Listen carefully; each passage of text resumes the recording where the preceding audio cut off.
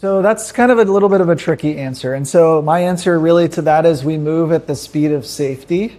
Efficiency is an enormous part of this. So when we preoperatively take into account the person's anatomy, how much the bone spurs are involved and, what kind of deformity or alignment there is in the person's shoulder. We take all of that into account so that we appropriately preoperatively plan the surgery, which creates efficiency, right? So we're not looking for speed, but we're rather looking for efficiency. Like, how can we do things, several things, in a very efficient way to reduce the operative time? And so planning is an important component of that. I think secondly is having familiarity. So surgical volume is important. So surgeons knowing and doing shoulder replacement surgery on a regular basis and understanding the nuances involved with that are important.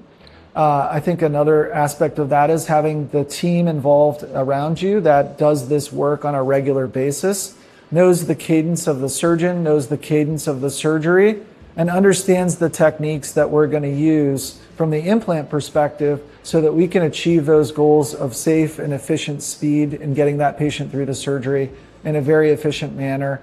And so generally speaking, that time typically can last from anywhere from an hour is sort of rule of thumb, can take up to 2 or 3 hours in more complicated cases, and really in some ways can take less time, maybe a half hour of surgeon-involved operating time. So there's some variability there, and again, I think that safety is the most important contingency on all this.